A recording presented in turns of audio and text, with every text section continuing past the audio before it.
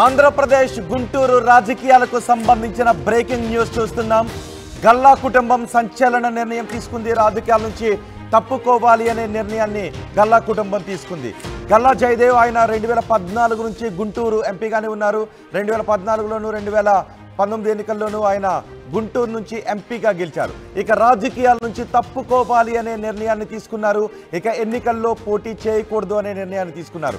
రాబోయే ఎన్నికల్లో పోటీ చేయను అని గల్లా జయదేవ్ అన్నారు. ప్రస్తుతం గుంటూరు ఎంపీగా ఉన్నారు గల్లా జయదేవ్.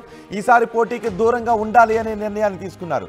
తనకు రాజకీయాలు సరిపడడం లేదు అని గల్లా జయదేవ్ చెప్తున్నారు. గల్లా జయదేవ్ ఆయన వ్యాపారవేత్త, తర్వాత రాజకీయాల్లోకి వచ్చారు.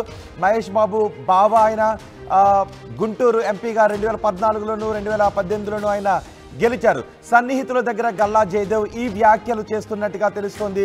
వచ్చే ఎన్నికల్లో ఆయన పోటీ చేయను అని చెబుతున్నారు. గల్లా ఎందుకు ఈ నిర్ణయాన్ని తీసుకున్నారు అనేది ఇప్పుడు సంచలనాత్మకంగా మారింది. ఎందుకు సన్నిహితుల దగ్గర పోటీ చేయను అని చెప్తున్నారు అనే విషయంపై రాజకీయ వర్గాల్లో చర్చ జరుగుతుంది. ఒకసారి మా ప్రతినిధి కృష్ణమోహన్తో మాట్లాడదాం.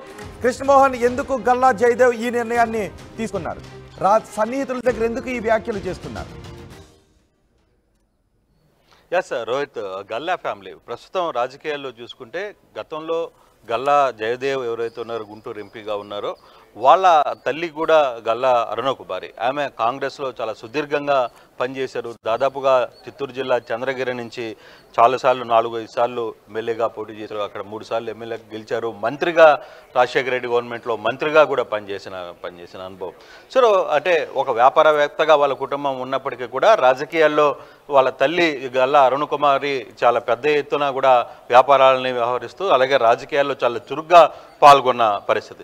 అయితే దాని తర్వాత వారసుడిగా గల్లా జయదేవిని గుంటూరు ఎంపీ నుంచి మొదటిసారిగా తెలుగుదేశం నుంచి పోటీ చేయించారు. ఆయన 2014, 2018లో 2 సార్లు కూడా అంటే ఎంపీగా గెలిచారు ఆయన తెలుగుదేశంలో. 2018లో వైసీపీ హవాని తట్టుకొని గుంటూరు నుంచి గెలిచిన ఎంపీలలో ఆయన ఒకరుగా నిలిచారు. అయితే ఆ తర్వాత జరుగుతున్న పరిణామాలు, ఆ తర్వాత జరిగిన కొన్ని పొలిటికల్ ఇష్యూస్, తర్వాత వ్యాపార పరంగా గల్లా జయదేవ్ ఫ్యాక్టరీలకు సంబంధించి లేకపోతే గల్లా ఫ్యామిలీకి సంబంధించిన వాటి మీద కొంత అధికార ప్రభుత్వం చేసిన కొన్ని వ్యాఖ్యలు, లేకపోతే అక్కడ కొన్ని పర్మిషన్స్ రద్దు చేయడం చిత్తూరులో, తిరుపతిలో. సో ఈ అన్ని వ్యవహారాల్లో వాళ్ళు పూర్తిగా కూడా ఇక రాజకీయాలు చేయలేం, మనం రాజకీయాలకి స్వస్తి పలకాలని గల్లా జయదేవ్ భావిస్తున్నట్టుగా చాలా స్పష్టంగా కనబడుతుంది. గల్లా జయదేవ్ ఈసారి కూడా గుంటూరు నుంచి అతనికి సీట్ క్లియర్గా ఉన్నప్పటికీ కూడా అధిష్టానం కూడా అంటే టీడీపీ అధినేతతో కూడా చాలా క్లియర్గా చెప్పారు, నేను ఈ రాజకీయాలకి పనికి రానేమో, ఎందుకంటే తాను మామూలుగా రాజకీయాల్లో చాలా స్మూత్గా ఉంటారు, ఎక్కడ కాంట్రవర్సీ లేదు. ఇప్పటి వరకు కూడా గల్లా జయదేవ్ ఎక్కడ ఇతర నాయకుల్లాగా రాజకీయ నాయకుల్లాగా ఇప్పుడు వచ్చి బయటకు వచ్చి మాట్లాడిన పరిస్థితి కూడా మనం చూడలేదు ఇప్పటి వరకు కూడా. వాటి మీద ఎటువంటి అలిగేషన్స్ కావచ్చు, లేకపోతే ఎటువంటి ఆరోపణలు కావచ్చు, అతను వ్యవహార శైలి కావచ్చు, అతని దీంట్లో ఎక్కడ కూడా కాంట్రవర్సీ లేదు. ఇప్పుడు దాకా ఎక్కడ పత్రికల్లో కావచ్చు, మీడియాలో కూడా రాలేదు.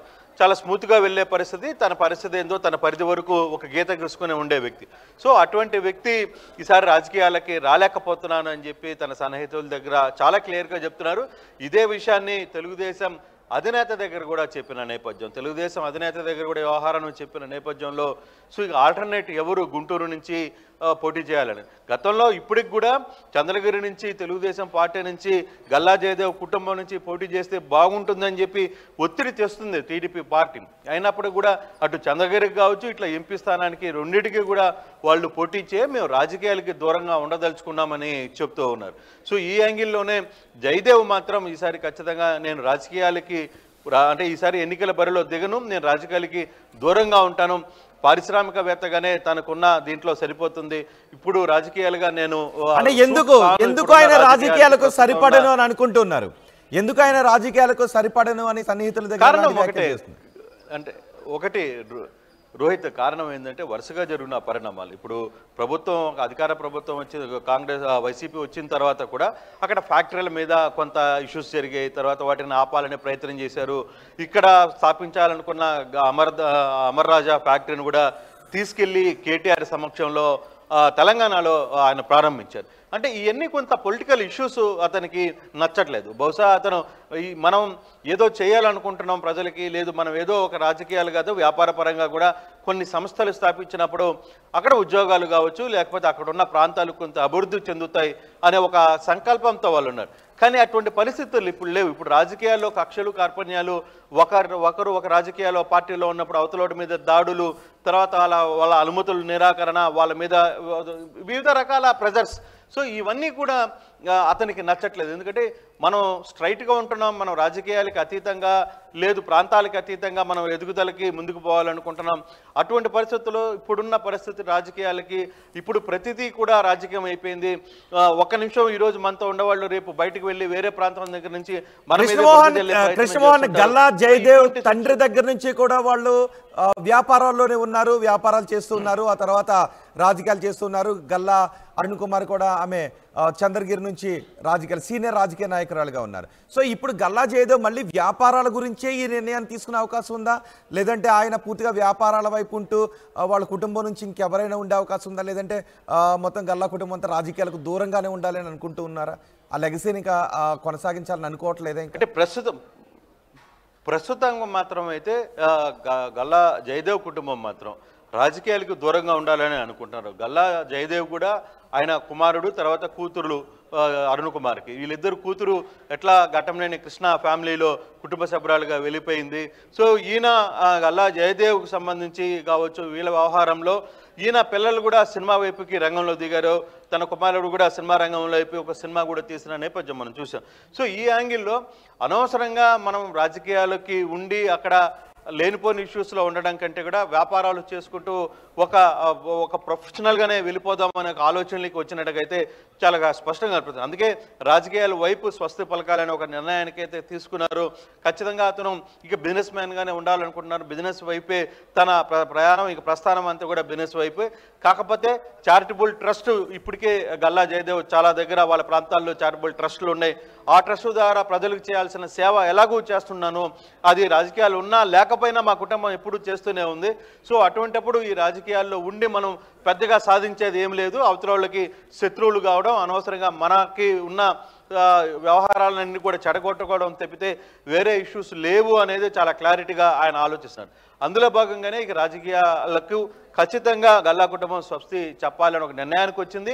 అందుకే ఇక మీదట రాజకీయాల్లోకి మేము రాము అని చెప్పి తెలుగుదేశం పార్టీ తరఫున కూడా అదే ముఖ్య నేతలు కూడా ఇంటిమేషన్ చేశారు. తన బంధువులతో కూడా ఈ వ్యవహారాన్ని గల్లా జయదేవ్ చెప్పినట్టుగా చాలా స్పష్టంగా తెలుస్తుంది. అంటే గల్లా అరుణ అందుకు అంగీకరించే అవకాశం ఉందా? ఎందుకంటే గల్లా అరుణ తండ్రి దగ్గర నుంచి కూడా వాళ్ళు రాజకీయాల్లో ఉన్నారు. గల్లా అరుణ తండ్రి ఆయన ఎంపీగా పనిచేశారు. తర్వాత గల్లా అరుణ రాజకీయ వారసత్వాన్ని కొనసాగించారు. గల్లా అరుణ తర్వాత గల్లా జయదేవ్ ఆ రాజకీయ వారసత్వాన్ని కొనసాగిస్తున్నారు. సో ఇప్పుడు ఒక్కసారిగా రాజకీయాల నుంచి దూరం అయిపోతాము అంటే గల్లా అరుణ ప్రస్తుతం ఆమె సీనియర్ గానే ఉన్నారు, ఇంచుమించు 80 years ఏజ్లో ఆమె ఉన్నారు. సో రాజకీయాల నుంచి దూరం కావడానికి ఆమె అంగీకరించే అవకాశం ఉంటుందా? ఖచ్చితంగా మొదటి నుంచి కూడా గల్లా అరుణ ఒకసారి మనతోనే మాట్లాడుతూ కూడా చాలా క్లియర్గా చెప్పారు. తన కుమారుడు వెరీ సెన్సిటివ్, గల్లా జయదేవ్ చాలా సెన్సిటివ్. ఇప్పుడున్న రాజకీయాల్లో ఇన్ని వందల కోట్ల రూపాయలు ఖర్చులు పెట్టి ఈ డబ్బులు తీసుకుని వచ్చి ఇక్కడ పోసి తర్వాత చివరికి వాళ్ళ చేతనే మనం మాటలు అనిపించుకునే పరిస్థితి ఉంటుంది.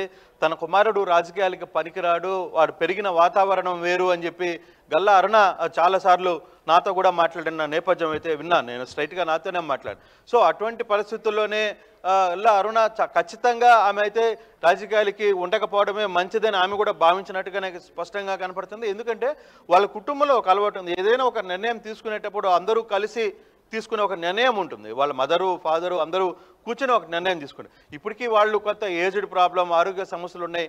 మళ్ళీ ఇప్పుడు కుమారుడు ఇప్పుడున్న పరిస్థితుల్లో గతంలో కూడా గల్లా జయదేవ్ని పోలీసులు అరెస్ట్ చేసి బాగా ఒళ్ళంతా గాయపరిచి చాలా ఇబ్బందులు పెట్టారు. ఇవన్నీ కూడా అతనికి మనస్తాపానికి గురి చేసినట్టుగా అర్థమవుతుంది. అందుకే తాను రాజకీయాలకు మాత్రం రాదలుచుకోవట్లేదు. ఖచ్చితంగా నేను ఉన్నంత వరకు పార్టీకి కావచ్చు, తెలుగుదేశం పార్టీ ఎంపీగా కొనసాగుతున్నాను. ఇప్పటి వరకు కూడా నేను ఏం చేయాలో అంతవరకు సపోర్ట్ చేస్తాను, కానీ ప్రత్యక్ష రాజకీయాలకి ఇంకా రాకపోవచ్చు అనేది చాలా క్లారిటీగా చెప్తున్నారు. అయితే తెలుగుదేశం పార్టీ మాత్రం గల్లా జయదేవ్ని బుజ్జగించే ప్రయత్నం అయితే గట్టిగా చేస్తోంది. ఆల్టర్నేట్ ఎవరు అనే అంశం మీద కూడా అతనితోనే చర్చలు జరిపే పరిస్థితి అయితే చూస్తున్నాం. కానీ బహుశా ఈ నెలాఖరు లోపల అతని నిర్ణయానికి ఒక పులి స్టాప్ పడే అవకాశం ఉంటుంది. లేదు ఆ నిర్ణయానికి రాజకీయాలు దూరంగా వెళ్తారా, లేదు టీడీపీ అతన్ని బుజ్జగించే ప్రయత్నం చేస్తుందా, లేదు ఈ లోపల ఆ గుంటూరులో కొత్త అభ్యర్థిని ఏదైనా రంగంలో తీసుకొని వచ్చే ఒక ప్రయత్నం చేస్తుందా అనేది వేచి చూడాలి. Rohit. Right, thank you Krishnamohan. Galla కుటుంబం సంచలన నిర్ణయం తీసుకుంది. రాజకీయాల నుంచి తప్పుకోవాలి అని గల్లా కుటుంబం నిర్ణయం తీసుకుంది. గల్లా జయదేవ్ ఆయన 2014 నుంచి గుంటూరు ఎంపీగా వరుసగా గెలుస్తూ వస్తున్నారు. ఇక రాబోయే ఎన్నికల్లో ఆయన పోటీ చేయాలి అని అనుకోవడం లేదు. పూర్తిగా వ్యాపారాలపైనే దృష్టి పెట్టాలని అనుకుంటూ ఉన్నారు గల్లా జయదేవ్. ఈసారి పోటీకి దూరంగా ఉండాలి అనుకుంటున్నాను అనే నిర్ణయాన్ని ఆయన సన్నిహితుల దగ్గర చెప్తున్నట్టుగా తెలుస్తోంది. మరి టీడీపీ నాయకత్వం గల్లా జయదేవ్ని పోటీ చేసేలాగా ఒప్పించే విధంగా ఏదైనా ప్రయత్నాలు చేస్తారా గల్లా జయదేవ్? ఆయన నిర్ణయాన్ని మార్చుకుంటారా? ఏం జరుగుతుంది అనేది ప్రస్తుతానికి ఆసక్తికరంగా మారింది. ఇప్పటికైతే మాత్రం గల్లా జయదేవ్ రాబోయే ఎన్నికల్లో పోటీ చేయకూడదు అనే నిర్ణయాన్ని తీసుకుంటున్నట్టుగా తెలుస్తుంది. చూద్దాం ఏం జరుగుతుంది.